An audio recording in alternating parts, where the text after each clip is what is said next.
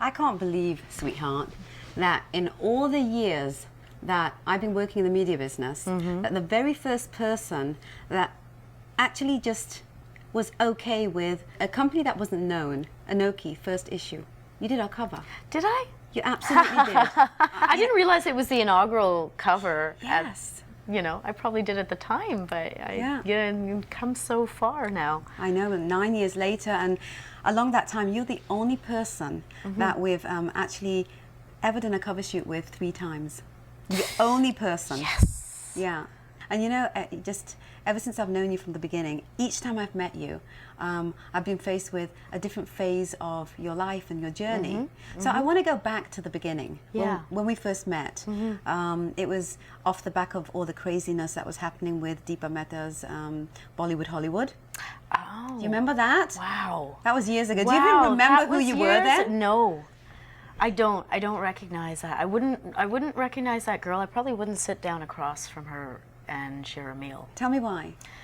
Not without being judgmental. It was just like a different phase along the path, right? I had such a different view of life. Well, if anything, I think I was just a lot more confused, as we all are, and that's fine. But you know, still trying to define myself, still trying to discover what are my gifts, and with that sometimes comes a little edge, like a bit of insecurity, you know, a little bit of defensiveness, because until you know who you are, you're defending something, right? Like they say that if you're really confident, you have no defense mechanism. There's nothing to defend, because you embody who you are. And I still didn't know, and that's cool. But you know, I just really wouldn't want to hang out with someone like that right now. When we're younger, we have all these ideas and preconceived notions of who we are or what we want to be, and we don't think we've got anything left to prove to anyone, right? Because we're young adults and we know what we're doing and all the rest of it. That's the woman you're talking about, aren't you? Yeah, of course. Actually, it's a loosening of this idea that of knowing, you know, this arrogance, or you know, this arrogance of I know. And then I think that, you know, as at least for me, in my experience, as I get older and I'm loving it, I realize I know less. And I want to know less. And when you know less, you can learn more. It's kind of a very simple equation, but, you know, you don't realize that. And that's okay. And then I met you again when you were doing the whole publicity for water. That was water. Which was another a very different role. Yeah. And you were a very different woman then. I got very different vibe and energy from you. Yeah, you tell me. Can I be honest? Yeah, of course. Well, Can I stop you from being honest? You know, Let me put it that way. I mean, is it even possible? You know, that woman to me when I met her seemed lost. And was okay with being lost. Wow. Yeah. I think so. That sounds pretty accurate to me now. Yeah.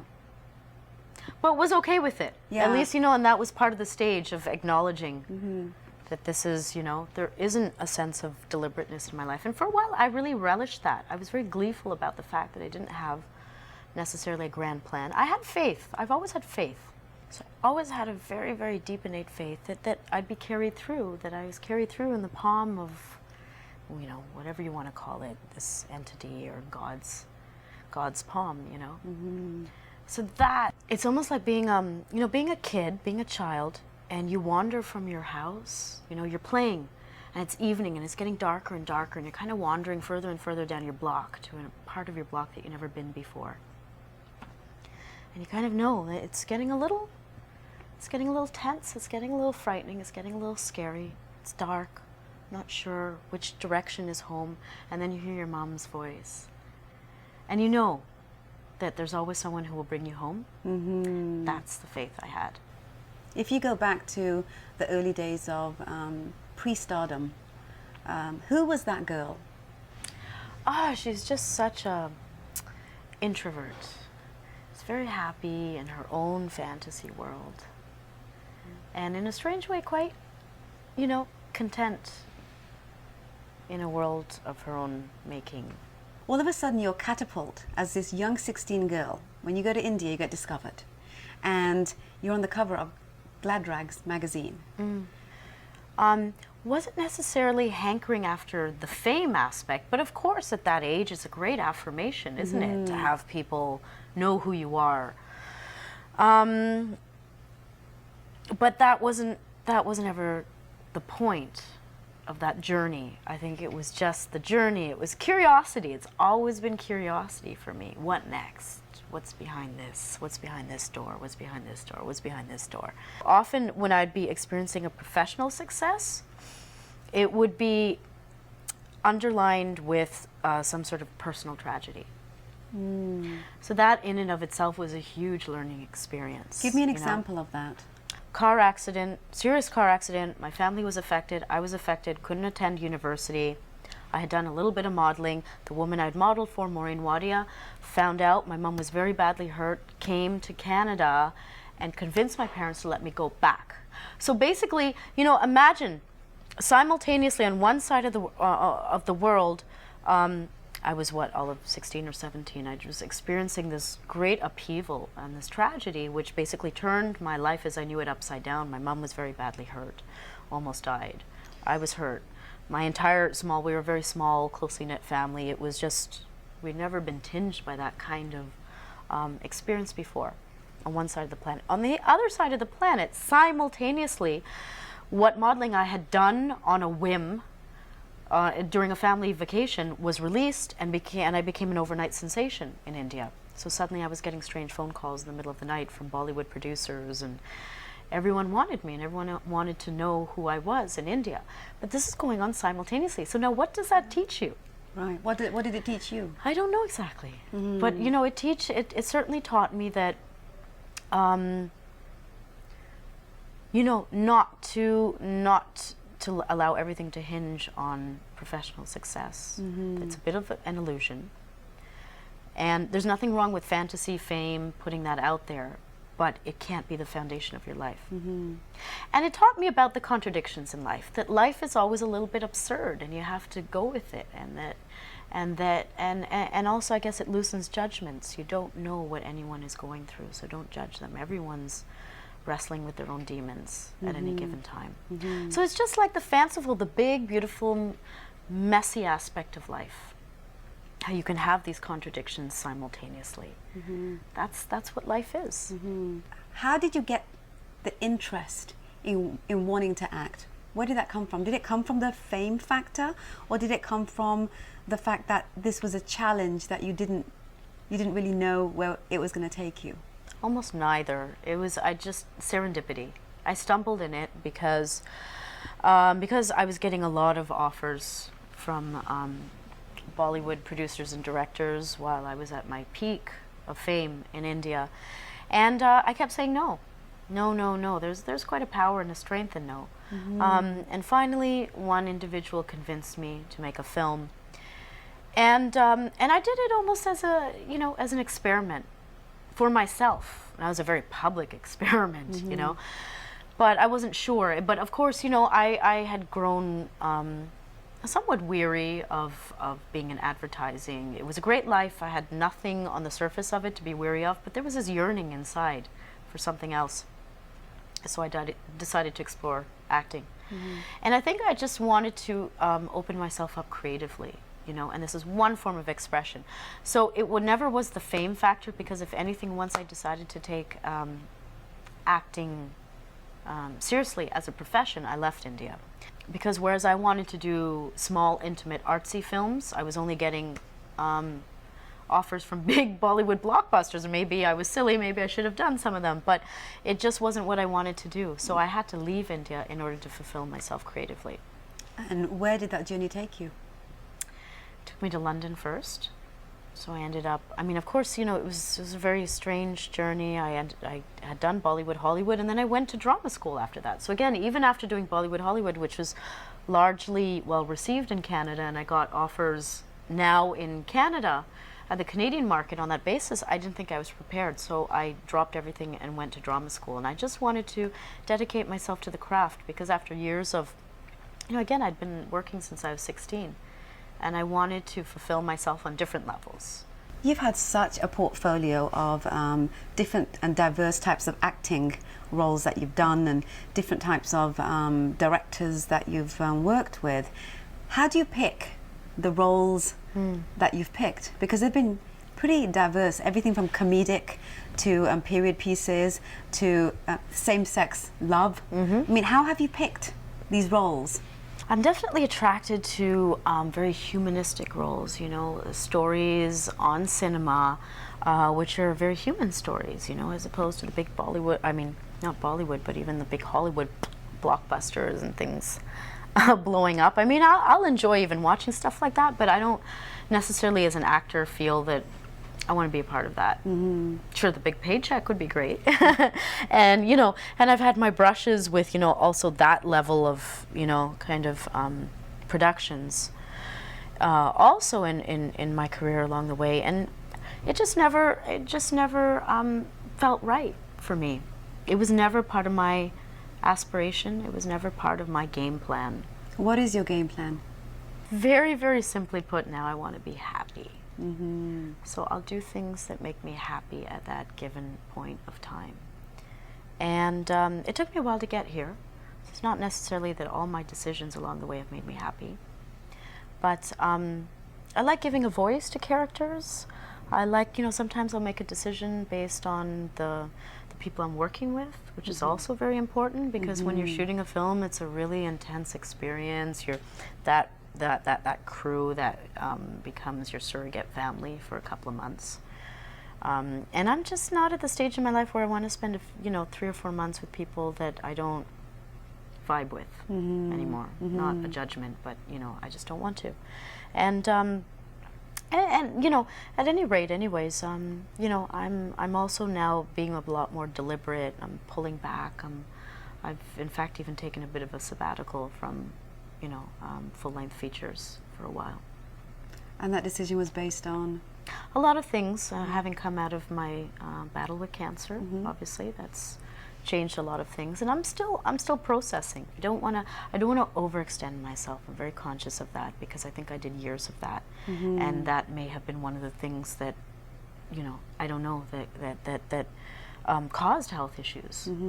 So, you know, there's a reason why I went through cancer, and something has to change from before, and so I'm still putting those pieces together. So I don't want to just go back into my old default mode of like just working, because there's a lot of things that I sacrificed as well along the way. What did you sacrifice? Personal relationships very often, you know, friends, family, intimate relationships, you know, suffered along the way. No regrets, but I'm conscious of that. So hopefully now that I have my own core values, I've made lists. When I had cancer, I made certain lists. So things that I do now, I hope they're aligned with that, and relationships are top of the list.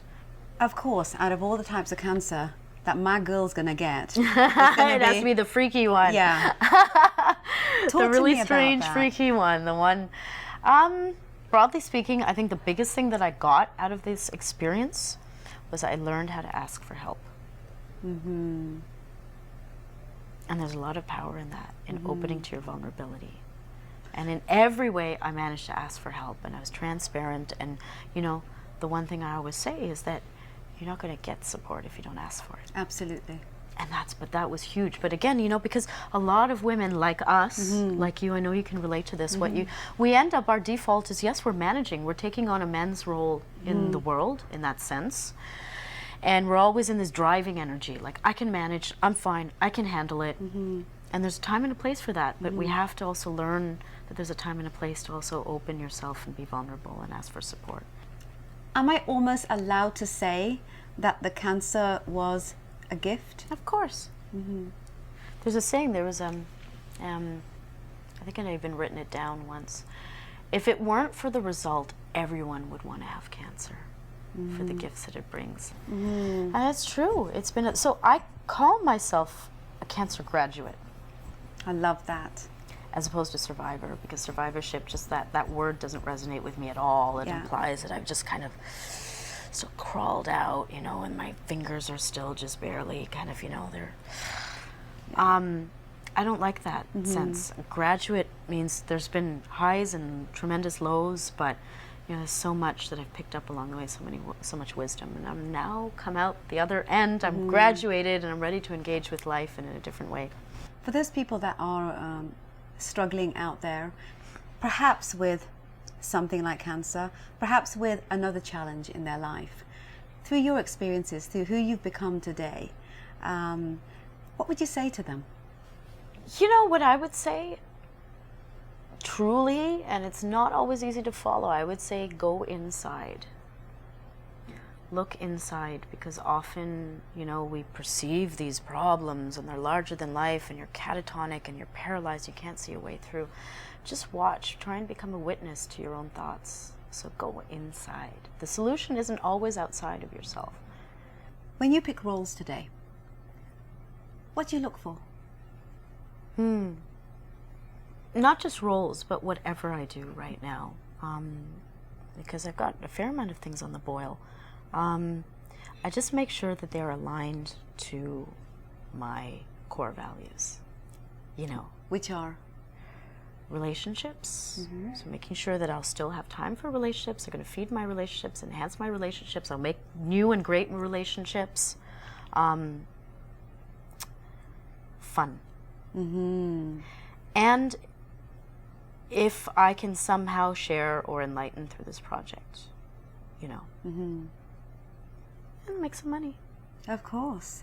Because you have to. You have Absolutely. To take care of you have to live. You have to take care of your, also your basic, there's Maslow's Yes. hierarchy. Yeah. You have to take care of your basic needs before you can achieve self-actualization, And it's so funny that you say that, because in my prayer every night, I say to God that I know that I'm on a journey that's guided. All I ask is for positive actualization on every level and in every experience that comes my way. Wow. That's it. I like that. Yeah. Ooh. I'll write it down for you, Ooh, darling. will you? I'll write it down for you. I'm going to add it on. I'm going to be like an hour-long mantra at the end, at the end of the day. But it's so powerful. I believe in this very strongly. It works for me. And, because you still have good days and bad days. But ultimately, there's just this strength, this core, this source that you work out of, right? Sometimes it's the most dire circumstances and the most incredibly, low esteemed times in our lives that we garner the most value from. And we learn the most about really how great our life is. It's funny, but that's just the way it works. That's just how it rolls out sometimes. And nobody knows that better than you, babe. But at the same time, then it's just about the joy factor. You just want to be happy and joyful and just have a great time. And there's nothing wrong with that. I think it is legitimate. It is legitimate to pursue happiness in our life, and you can't forget that. Absolutely. Sometimes we forget that. It's like, what am I pursuing? Well, happiness, hello? What's happiness for you today? Everything. I Good love that. food, good friends, just sitting here, I'm happy. Sitting there, I'm happy. I take it with me wherever I go. Yeah. Darling. All right, darling. I love you.